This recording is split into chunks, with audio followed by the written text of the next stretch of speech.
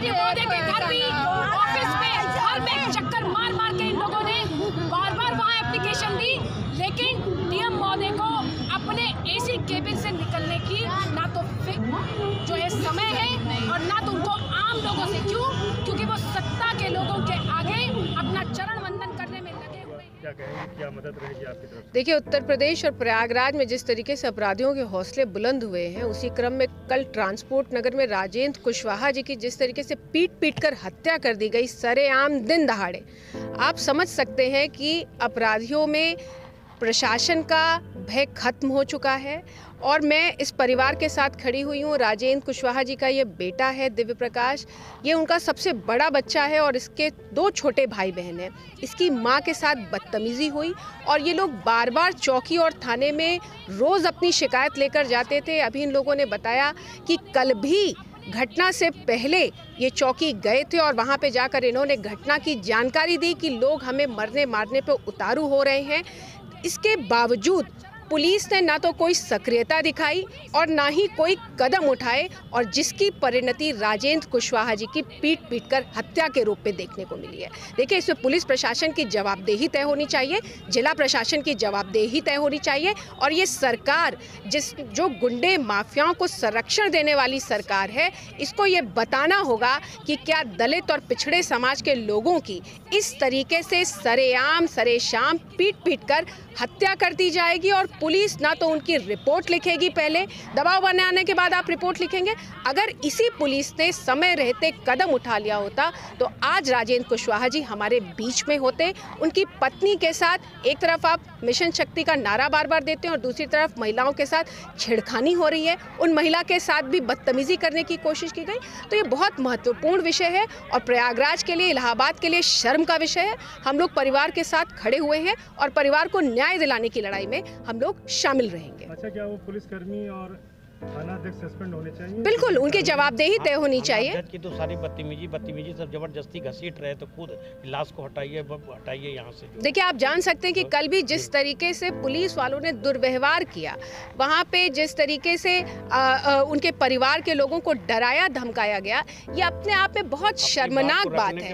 और ये इलाहाबाद लगा देंगे, नेतागिरी करते हो आप। ये इलाहाबाद की पुलिस का एक रवैया बन गया है कि पहले तो वो मुकदमा दर्ज नहीं करती है और बाद में जब दबाव में मुकदमा दर्ज करती है तो किस तरीके से उसमें कार्रवाई होती है। या आप पिछले एक नहीं कम से कम 50 इलाहाबाद की घटनाओं को देख सकते हैं जिसमें पुलिस घटना मानने से ही इनकार कर देती है। अगर पुलिस समय रहते पे सक्रियता दिखाए तो शायद इस तरीके की घटनाएं रुक सकती हैं। लेकिन सवाल इस बात का है कि इलाहाबाद और प्रयागराज में जहां पे सत्तासीन जो जनप्रतिनिधि हैं, उन्होंने पुलिस को अपना प्रोटोकॉल बनाने में सारा इंगेज कर लिया है और पुलिस केवल और केवल प्रोटोकॉल मेंटेन करवा रही है।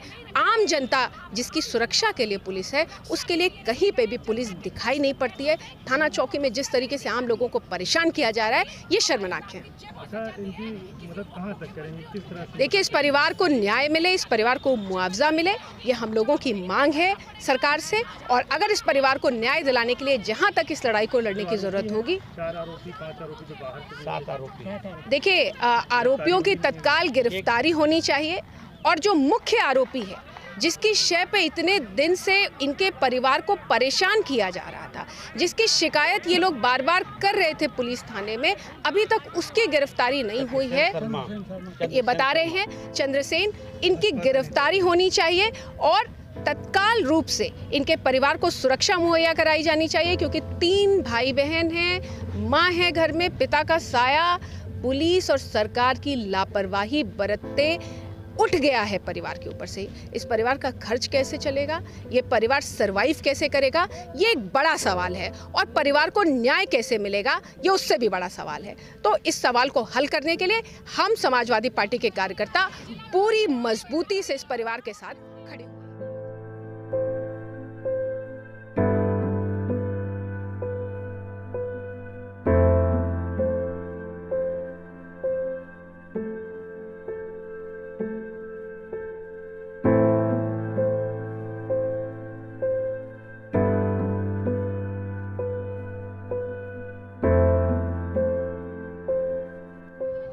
प्रयागराज के धूमनगंज थाना क्षेत्र अंतर्गत जो धर्मवीर चौराहा है, वहाँ पर जो मार्केट है और मार्केट में जिस तरह से एक चाय के दुकानदार ने दीवार उठाने को लेकर जो राजेंद्र कुशवाहा हैं, मृतक हैं, जिनको पीट कर उसने मौत के घाट उतारा है, आज पोस्टमार्टम हाउस में उनकी डेड बॉडी का पोस्टमार्टम हुआ है और जो परिजन हैं वो डेड बॉडी लेकर अपने घरों की ओर निकले हैं।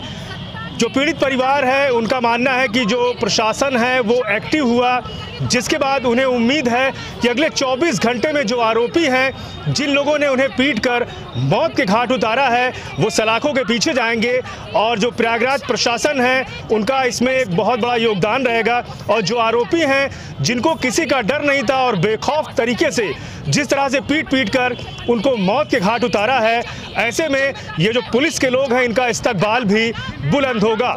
सुपर प्रयाग न्यूज़ उत्तर प्रदेश उत्तराखंड के लिए अपने सहयोगी आलम के साथ पवन देव। जिलाधिकारी महोदय के घर भी, ऑफिस में, घर में चक्कर मार मार के इन लोगों ने बार-बार वहाँ एप्लीकेशन दी, लेकिन डीएम महोदय को अपने एसी केबिन से निकलने की ना तो जो है समय है और ना तो उनको आम लोगों से।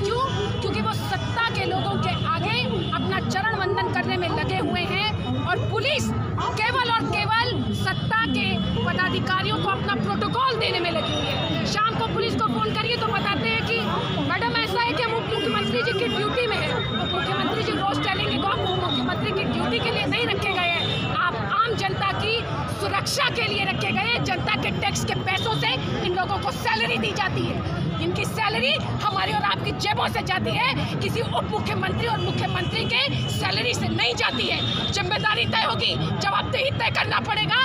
आज आपको मारा है, कल किसी और को मार देंगे। महिलाओं की, अब लोगों की, आम लोगों की FIR नहीं दर्ज होती है, FIR के चक्कर लगाते लगाते लोग थक जाते हैं।